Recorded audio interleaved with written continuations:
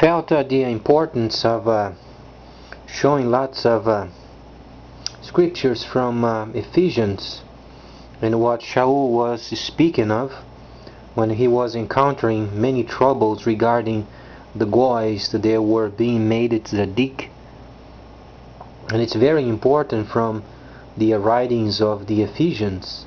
We understand that Shaul, he wrote them, but the records that we have was for them. And also there is the portion of it he's stating for our conflict, and this is in the 6th chapter and 12th verse. For our conflict is not against the flesh or the dams. He's speaking of the previous, that the sins they were dealt with in a flesh and dam of the animals. Flesh, from the dam of the animals, from the previous. Because the combat of sin at the moment does not require any more animals to be sacrificed. That's what he speaks of, flesh and dam. Because the warfare anymore, it's not being taken care of. Sin does not take care of anymore by having animals slaughtered. This is what it means. But there is the war against the spiritual evils and the spirits, evil spirits, spiritual evils of the dark places under heaven. Therefore put on the whole armor of Elohim. What does it mean, the whole armor of Elohim? Means the Torah. Learn the entire Torah. This is what he means. You must understand it from the viewpoint of Shaul. He was a shaliach. He learned under the most famous rabbi of the time. There was only a rabbi per generation in the nation. In Gamaliel, for a person to learn under him, had to know Bereshit up to Deuteronomy. The 5 main Megillas of Moses had to be done by mouth. And Shaul did it. What did Shaul then is speaking of? The whole armor of Elohim. He doesn't say only speak what Yahshua said, did he? No, he said the whole armor of Elohim, because the Torah, when learned properly, becomes a shield. And then that you may be able then to visit when evil comes. What is he saying? When Nahashtan or Satan comes in the life of the person, finds the person worthy. This is what he has the reference of. He's not saying he's going to bring evil people in his presence. That's not the point. That's not precisely the first point. He's saying, then when evil comes to visit you, he's a spirit. Nahashtan or Satan is a spirit. When he comes, then when he finds worthy, then he leaves. Because of the armor of Elohim, the Torah.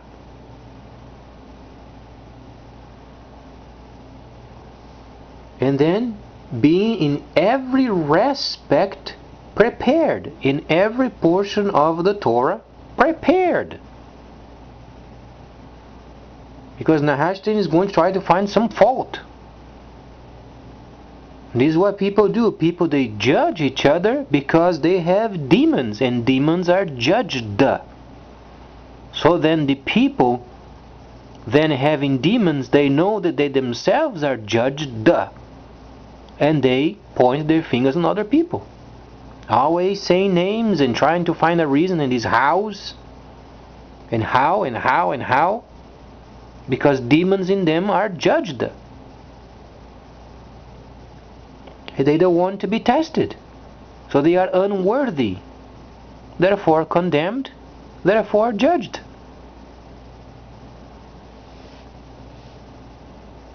So the first portion Shaul speaks of is when evil, when Nahashtan comes and visits. The regular Bible translation is twisted. Is as if he would show up in another person instead of showing up in themselves.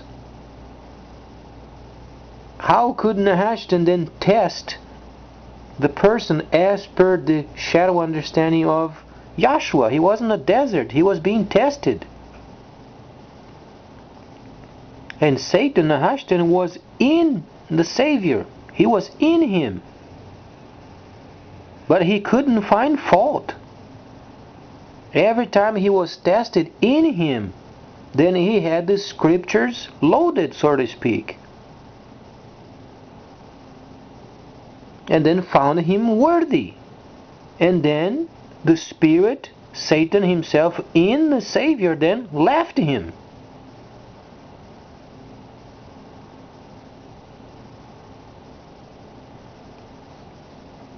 People have this crazy understanding that the Savior was in the desert, then he showed up as a serpent. The crawling around serpent was on a desert. People are so blindly stupid. Nehushtan was in Yahshua, was in the Savior. He was in him. And this is what Shaul mentioned. When he, the evil Nehushtan, comes in and visits. And then loaded, in quote, and prepared in every aspect by the armor of Elohim, and it is the Torah.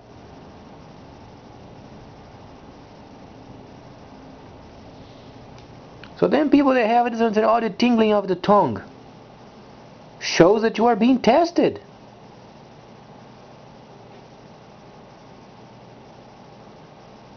But then people project their own junk on each other, and that's why it doesn't work. And they not themselves are being tested. They are not worthy. Oh sure, where is your gifting? If you think otherwise, what is your gifting in the church? Because every time you go against the scriptures of the original writings, you have to have the power to back you up. What is your gifting in the church? So there, then they are caught.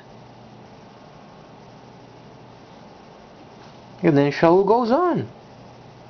And defend yourself, make a stand with the preparation of the relink, because brings shalom, brings peace. The relink brings peace. The great news of peace. The relink of the Spirit brings being born again. And then shalom comes as a result of it. But prior of, stand strong, knowing the armor of Elohim, and there is the Torah. And when Nehushtan or Satan comes in the person, then finds worthy.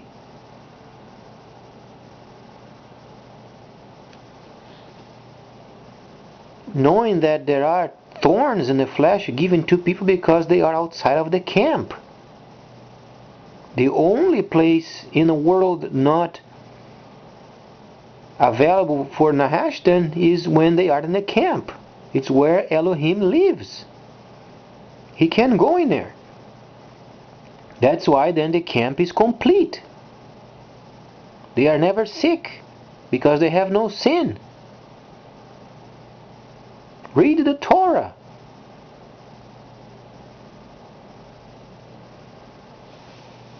And then people, they think they're going to get this spiritual armor from the outside without being tested. What a ridiculous understanding from the world.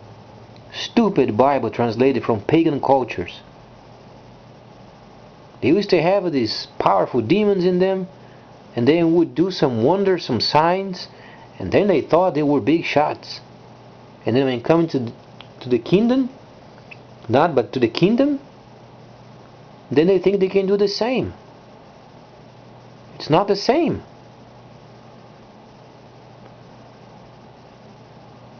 It's not having an outside source of knowledge without studying the Torah. What is your gifting then? If you start then having knowledge from the outside without studying the Torah, oh boy, what kind of a spirit do you have that you don't study the Torah and then you perform some signs beyond the Torah? Reevaluate. What is your gifting in the church, if so?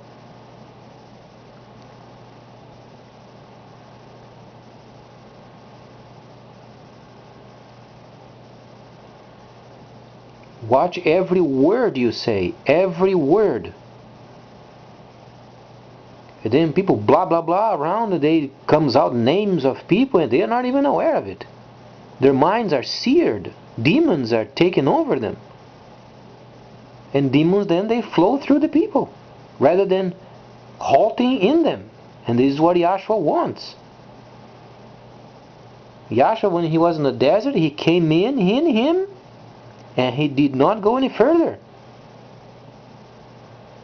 In Yahshua, he felt it was the scriptures, the Torah, and he left without being able to flow through him. But then people were flowing with demons, and they think, oh, flowing around, sure. Flowing around because you were unworthy.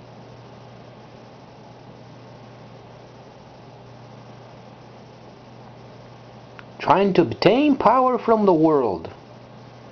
And then they speak unholy words. That's why Hebrew is a holy language.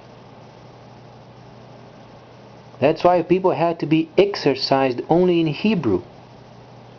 Because when the language is exercised as per original plan, then becomes a weapon, so to speak. Much more so when a person learns the language and then learns the senses. And the other languages are based in confusion. And then they come to this very point of having the whole armor of Elohim, and they think it's some sort of a shield. A demonic shield that they get from not studying the Torah. But boy, they go against every kind of a teaching that the Torah states. And that's precisely what Yahshua did. He studied the Torah.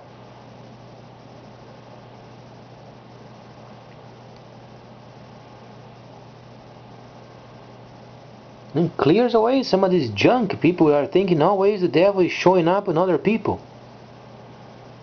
Always other people. Always blaming. Always pointing the fingers. Always this person, that person, the other person. When the problem is themselves. They are not worthy.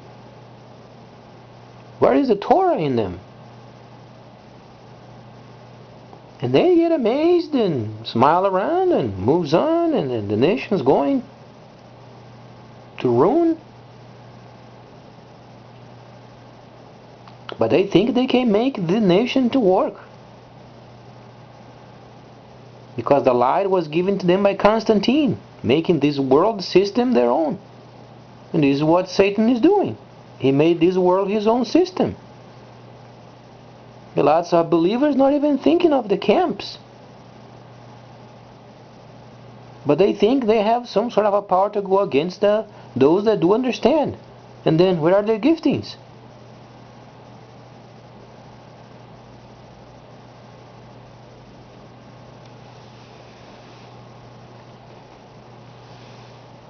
That's why functions of Ruach HaKodesh, power functioning from on high only in Hebrew language when they are in their camps, exercising the senses and then functioning as such. The rest of the world, they don't have any of it.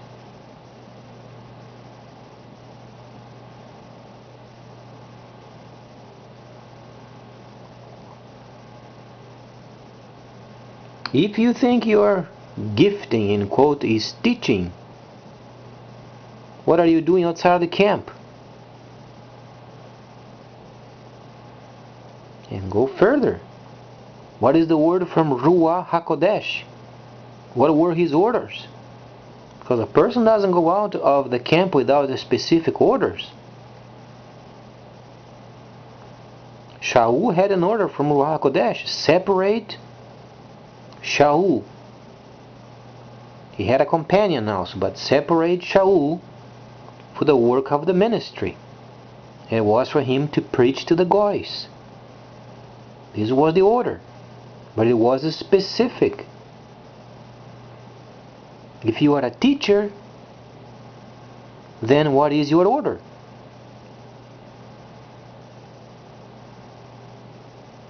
Why are you outside of the camp?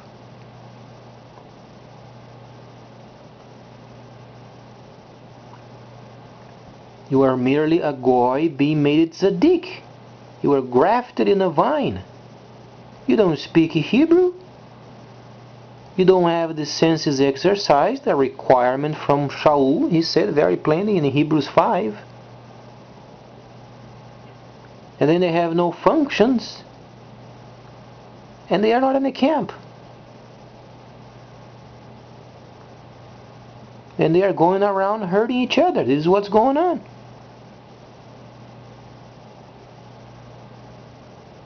Much more coming up.